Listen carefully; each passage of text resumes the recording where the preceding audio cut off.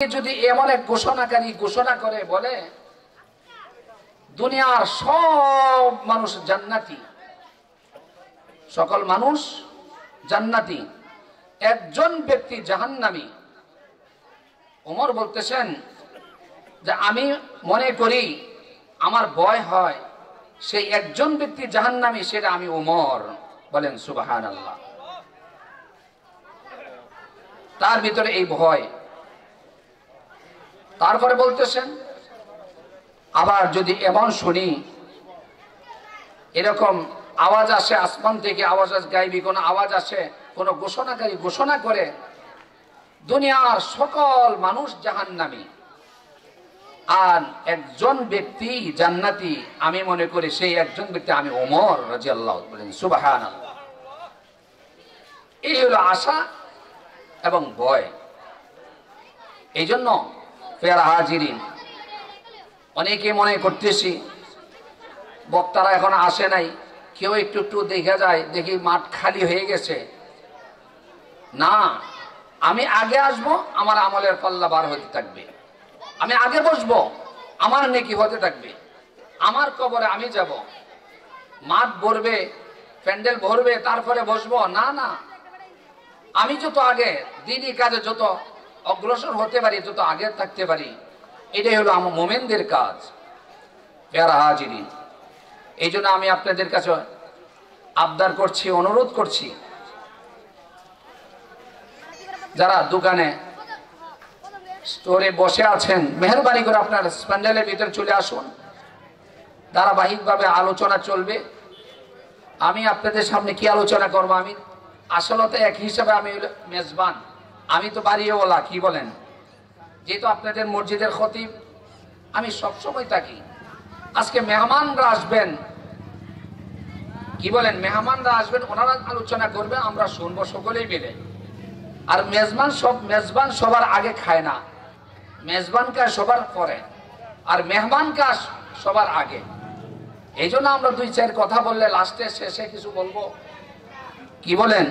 এই জন্য প্রিয় হাজিরিন, আপনারা যারা এখনো বাইরে ঘোরাফেরা করছেন, আপনারা উলামায়ে কেরামদের সংস্পর্শে মুবারক মজলিসে চলে আসি। আমরা আগে আসবো, বসবো, আমাদের ফায়দা হবে, লাভ হবে। এই জন্য কোরআন আল্লাহ তাআলা সর্বপ্রথম এই সূরা নাজিল করেছেন, ইকরা বিসমি রাব্বিকাল্লাযী খালাক। আল্লাহ তাআলা নবী আলাইহিস সালাতু ওয়াস সালামকে এই বাক্য শিখালেন, বললেন ইকরা, ইকরা বিসমি রাব্বিকাল্লাযী খালাক, তোমার প্রভুর নামে তুমি শুরু করো, আরম্ভ করো, ইকরা।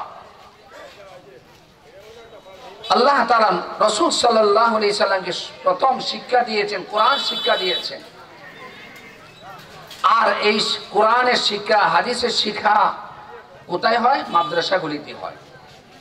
ছোট ছোট বাচ্চারা দেখবেন কোনো ভালো খাবার খায় না, সাধারণ খানা খেয়ে, নর্মাল খানা খেয়ে, যে খাবার আপনারা সবসময় খান না, এই সমস্ত খাওয়া দাওয়া খেয়ে বাচ্চারা পড়াশোনা করে, এইখান থেকে তারা লেখাপড়া করে আজকে মানুষ হচ্ছে, বড় আলেম হচ্ছে।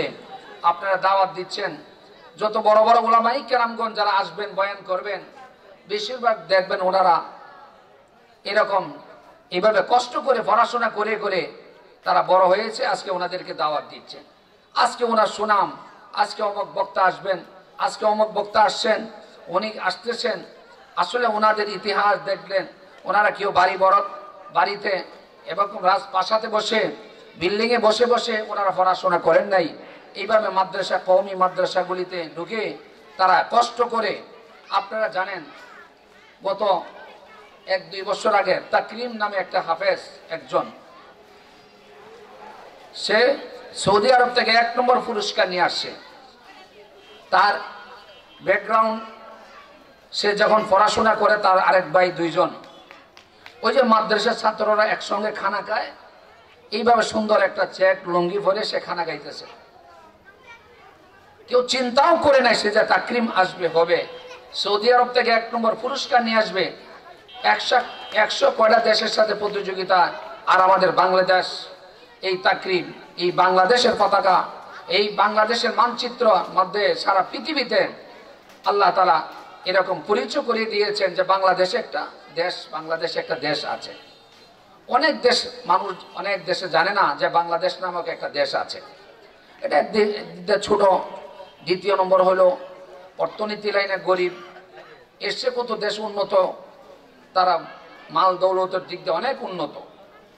আমাদের আলহামদুলিল্লাহ প্রতি বছর এমনকি দেখা যায় অনেক হাফেজরা মাদ্রাসা যারা কোরআনে হাফেজ বাংলাদেশ থেকে যাচ্ছে, তারা 1 নম্বর 2 নম্বর 3 নম্বর কয়েকদিন আগে তুরস্ক থেকে নিয়ে আসছে, ইরান থেকে নিয়ে আসছে, এরকম সৌদি আরব থেকে নিয়ে আসছে, দুবার থেকে, কাতার থেকে, এরকম 1 নম্বর পুরস্কার নিয়ে আসছে। অথচ ওই দেশে তারা মাতৃভূমি আরবি, জন্ম হওয়ার সাথে সাথে আরবি শুনতেছে, তারা বলতেছে, কিন্তু তারা 1 নম্বর পুরস্কার তারা নিতে পারে না। আলহামদুলিল্লাহ, এইগুলো আপনাদের অবদান, আপনাদের দোয়া, আপনাদের প্রচেষ্টা।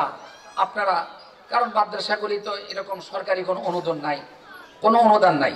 এগুলো মাদ্রাসার কওমি মাদ্রাসা মানে কওমের সাহায্য সহযোগিতার মাধ্যমেই চলে।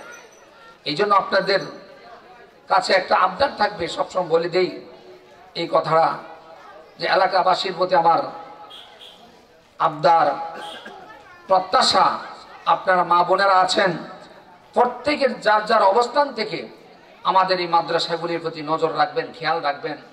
এরা কি খাইলো না খাইলো খবর রাখবেন, ওরা কিভাবে চলছে খবরদারি রাখবেন, খবরগিরি করবেন। এটা আপনাদের প্রতি আমার আকুল আবেদন। তাহলে আমাদের মাদ্রাসাগুলি সুন্দরভাবে চলতে পারবে, ছাত্র বাড়াইতে পারবে। বেশিরভাগ ছাত্র, অনেক ছাত্র আসে এতিম, গরিব, এরকম মধ্যবিত্তির, তারা কোনো মতো তাদের বেতনটা দিতে পারে, এখন তারা খাবার টাকা লাগে। আবার শিক্ষকগুলো রাখবে কেমনে বলেন?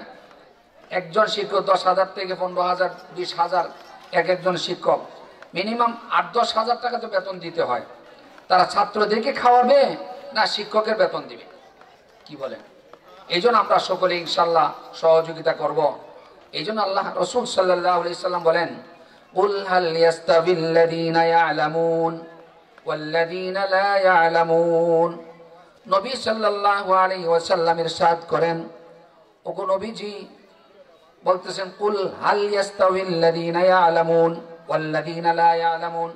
যারা শিক্ষা ইলমে দ্বীন হাসিল করেছে আর যা করে নাই, তারা একরকম সমকক্ষ হতে পারে না। যারা ইলমে দ্বীন হাসিল করছে, কোরআনী ইলম শিখেছে, হাদিসের ইলম তার মধ্যে এসেছে, আর যার মধ্যে আসে নাই, সে কোরআনে হাদিসের ইলম যার মধ্যে নাই, তারা দুইজন এক সমকক্ষ হতে পারে না, আসলেও হতে পারে না। একজন আলেমের চলাফেরা, একজন হাফেজ আলেমের চলাফেরা, একজন হাফেজের চলাফেরা আর একজন সাধারণ ব্যক্তির চলাফেরা অনেক বেশ কম, অনেক দিক দিয়ে বেশ কম। সবসময় দেখবেন আলহামদুলিল্লাহ। এই জন্য আপনাদের কাছে যারা আলেম হতে পারি নাই, আপনাদের ছেলে মেয়ে আলহামদুলিল্লাহ আমাদের পাশাপাশি 2টা মাদ্রাসা, এটা আমাদের জন্য সুবিধাজনক হয়ে গেছে। ছেলেদের মাদ্রাসা, পাশে একটা মেয়েদের মাদ্রাসা আছে, আপনারা জানেন আলহামদুলিল্লাহ। অনেক ছাত্রী, অনেক ভালো মাদ্রাসা। আমি ওইখানে মাঝে মাঝে ছাত্রী পরামর্শ চাইলে আমরা বলি, তা আপনারা ওইখানে নিয়ে যান, ভালো আলহামদুলিল্লাহ। ওইখানে যে মোতামিম সাহেব আছেন, আব্দুল মামুন ভাই, অত্যন্ত ভালো মানুষ, খুব সুন্দরভাবে প্রতিষ্ঠান চালিয়েছেন। আপনারা ছেলে মেয়েদেরকে দূরে যাওয়ার তো দরকার নেই, কাছেই আছে, ছেলেদের মাদ্রাসা আছে, মেয়েদের মাদ্রাসাও কাছে আছে।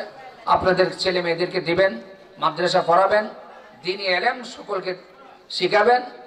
আপনার ছেলে নাই, নাতি দেন, নাতিও নাই, বাতিজা আছে, বাতিজি আছে, অথবা আরো দূরের আছে, তাদেরকে করেন। অথবা আপনি কেউ নাই, আপনার সহযোগিতা করেন। আমি আমার জীবনে একটা ঘটনা, আমি যখন চিটাগংয়ে ছিলাম, ওই আপনারা জানেন যে আবুল খায়ের গ্রুপ, শাহ সিমেন্ট, তারপরে এদের অনেক কিছু আছে, এই গোরামার্কা ডেউটিন মনে এদের, ওনার মেয়ের জামাই, আবুল খায়ের সাহেবের মেয়ের জামাই। তো উনি একদিন ওনার মসজিদের ইমাম সাহেবকে বলতেছে, হুজুর, ওনার একমাত্র একটা ছেলে, না এক মেয়ে, ছেলেও নাই। তো ওনার খুব আগ্রহ যার যে একটা ছেলেকে পড়াবে, ওনার ছেলে যেহেতু নাই আর মেয়ে পড়াশোনা করছে বিদেশ, আমি একটা ছেলেকে পড়াইতে চাই। আল্লাহ তাআলা ওনার দিলের মধ্যে রহম করছে, দয়া করছে।